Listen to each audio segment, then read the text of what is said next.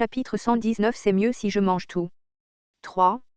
Ce n'était pas gratuit, donner la pierre runique signifiait qu'il avait ramené un butin d'une valeur égale, voire supérieure. Claude, qui transpirait nerveusement, demanda prudemment. Le comte Ferdium ou ses serviteurs ne savent rien de tout cela. Bien sûr que non. Digald est notoirement pauvre, n'est-ce pas? Il pense probablement qu'il a dépensé presque toute sa fortune en dépenses de guerre. C'est ce que j'ai rapporté, après tout. Dès la fin de la guerre, Ghislain se précipita vers Digald. Bien que son intention était d'éliminer le comte Digald pour éviter tout problème futur, son objectif principal était de s'emparer de toutes les richesses des nobles. Peu importe la pauvreté du domaine, un noble restait un noble. De plus, le domaine de Digald était connu pour exploiter ses résidents. Cela signifiait qu'il y avait beaucoup de richesses cachées par le seigneur et ses serviteurs. Claude laissa échapper un rire creux en regardant les pièces d'or dans le coffre. C'est quand même beaucoup. Je peux comprendre pourquoi le domaine était dans un tel état. Oh, tout cela ne vient pas de Digald. J'ai aussi pillé les baronnies sur le chemin du retour. Quoi? J'ai pillé tous ceux qui ont rejoint la guerre. C'était sur le chemin, alors je me suis dit pourquoi pas. Waouh, et tu as pris tout ça pour toi. Avec qui d'autre le partagerais-je? Rien ne me déplaît plus que de me faire prendre ce qui m'appartient. Claude ferma les yeux aux paroles éhontées de Ghislain. Son père n'est-il pas encore quelqu'un d'autre? Et n'était-ce pas à l'origine celui de son père? Ce type est plus un bandit qu'un noble. Il avait vu beaucoup de nobles avides dans le royaume de Céron, mais c'était la première fois qu'il rencontrait quelqu'un d'aussi ouvertement obsédé par l'argent. Et, tu n'as pas une sorte de secret sur ta naissance, n'est-ce pas? Quoi? Que veux-tu dire? Lorsque Ghislain le fusilla du regard, Claude agita frénétiquement ses mains, essayant de s'expliquer. Non, c'est juste que tu as dit que tu n'avais rien dit au comte Ferdium. Tu dois vraiment garder tout ça pour toi. Ton père serait déçu. Je peux te garantir que c'est bien mieux si je m'occupe de tout moi-même. Même si Ferdium mettait la main dessus, ça finirait par fuir au compte-gouttes jusqu'à ce que tout disparaisse. Ils étaient dans un tel état qu'ils pouvaient à peine faire face au présent, sans parler de préparer l'avenir. Il valait donc mieux pour lui de l'utiliser là où c'était vraiment nécessaire. Grâce à cela, même Ferdium en profitait. En écoutant la conversation, les yeux de Claude brillaient. Bien qu'il soit surpris, il ne pouvait pas laisser passer cette opportunité. Et, à moins que tu ne réduises ma charge de travail tout de suite, je devrais peut-être partager ce petit fait avec Ferdium. Avant qu'il ne puisse finir sa phrase, Ghislain retroussa ses manches et afficha un sourire sinistre. Bien, j'attendais que tu dises ça. Je ne suis pas vraiment fan des avertissements qui ne sont que des mots vides de sens. Quoi? Ah. Un instant plus tard, Claude se leva du coin de l'entrepôt en reniflant. Je resterai silencieux jusqu'à ma mort.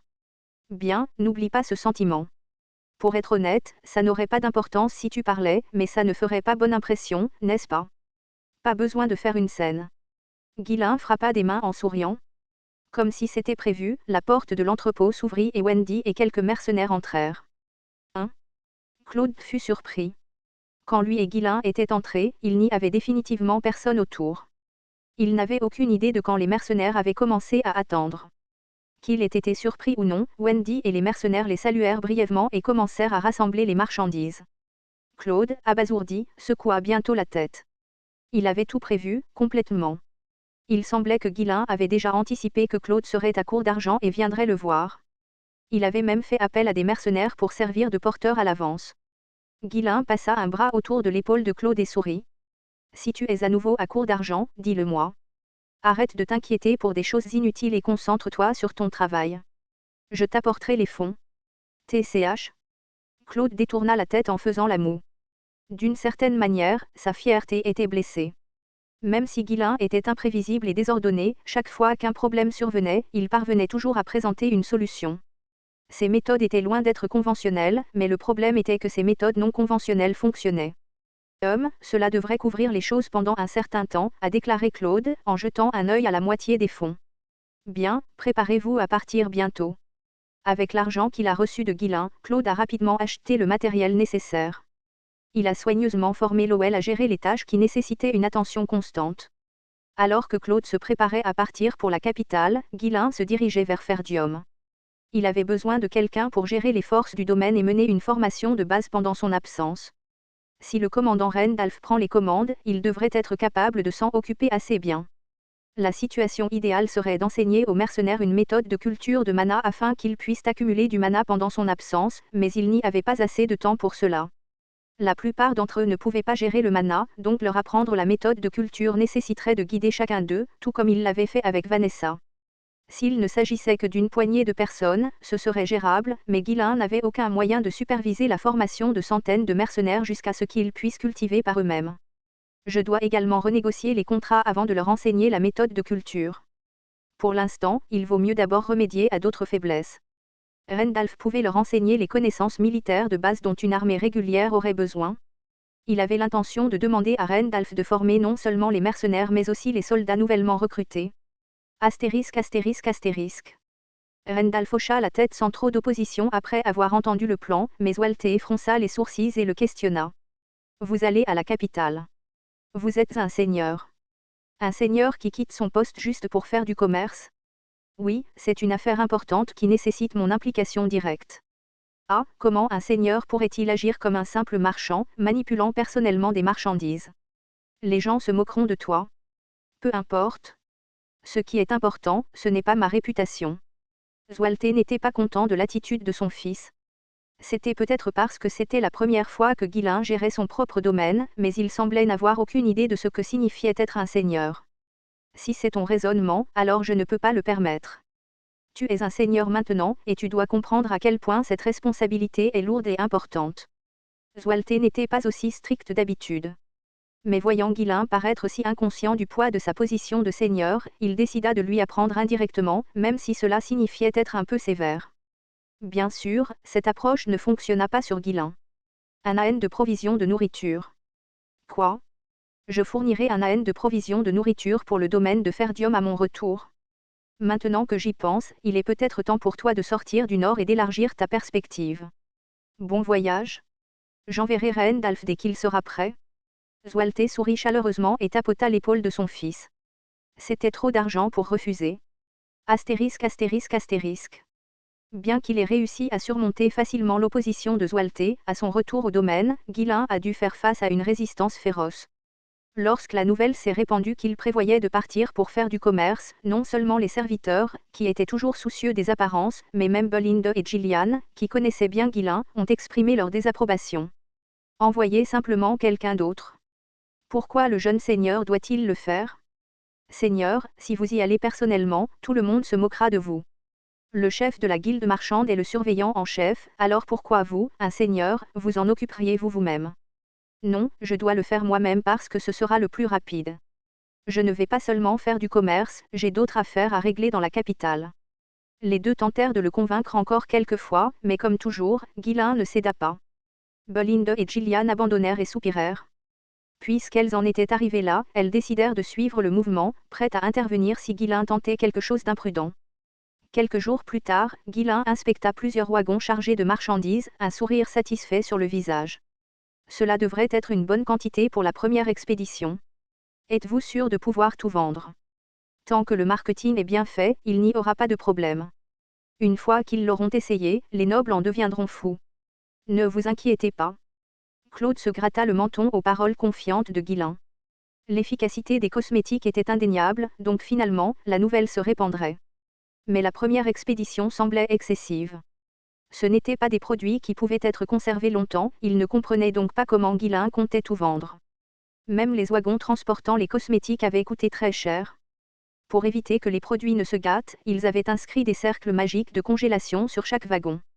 Ils devaient également incruster des pierres runiques pour maintenir les cercles magiques. Êtes-vous vraiment sûr de cela? Si les nobles n'achètent pas, nous allons faire face à d'énormes pertes. La conservation par congélation n'est pas une solution parfaite. Ah, je t'ai dit de ne pas t'inquiéter.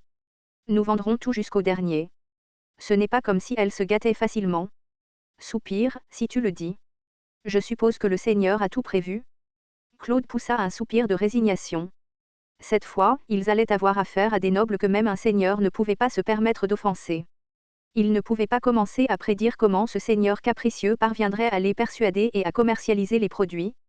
Jeune seigneur? Tout est prêt ici aussi. Belinda s'approcha, souriant brillamment en faisant son rapport.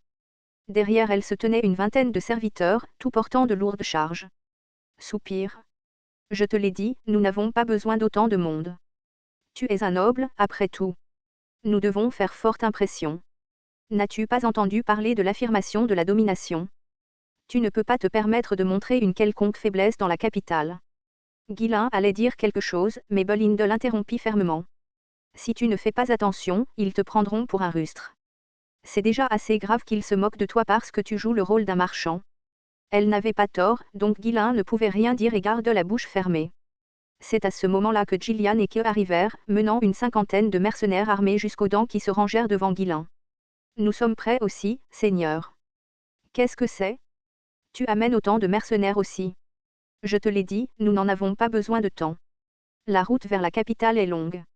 Nous transportons des marchandises chères, nous avons donc besoin de tant de personnes.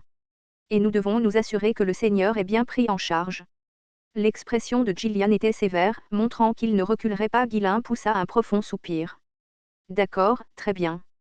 Puisque nous sommes déjà prêts, partons tous ensemble en voyage vers la capitale. Personne d'autre n'a prévu de nous rejoindre, n'est-ce pas? Belinda et Gillian hochèrent la tête toutes les deux. Oh, c'est vrai. Jeune seigneur, comment vas-tu l'appeler? As-tu décidé d'un nom? Un nom? Oui. Nous avons besoin d'un nom si nous voulons le présenter et le promouvoir. C'est vrai? Que dirais-tu de Lovely Bling Bling?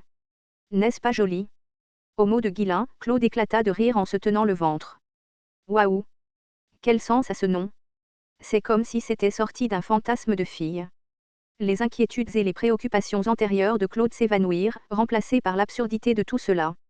Quand Ghislain le regarda avec une expression vide, Claude détourna rapidement les yeux et fit semblant de ne pas le remarquer. Belinda claqua la langue.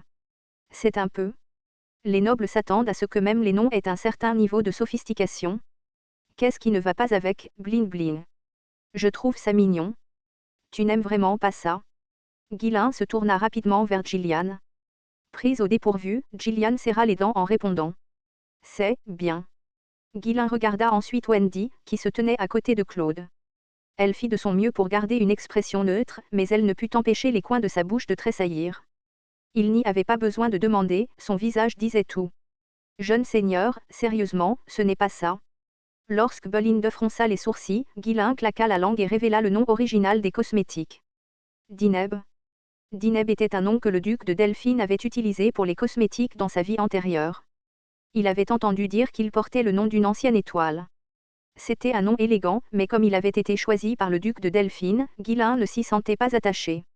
C'est pourquoi il avait essayé d'utiliser son propre nom, Lovely Bling Bling, mais cela n'avait pas du tout marché. Eh bien, ce n'est pas mal. Il a une ambiance que les nobles aimeraient probablement, a finalement dit Belinda, hochant la tête en signe d'approbation. Debout derrière eux, Keo inclina légèrement la tête, pensant à lui-même. Lovely Bling Bling. En fait, je pense que celui-là est meilleur. De toute évidence, tout le monde avait des goûts différents. En tout cas, maintenant que le nom avait été décidé, il ne restait plus qu'à se rendre à la capitale et à vendre le produit correctement. Ghislain monta sur son cheval et regarda tout le monde autour de lui. Voir les gens fiables autour de lui fit sourire. Rayonnant, Ghislain tira sur les rênes et cria fort. Bon, direction la capitale.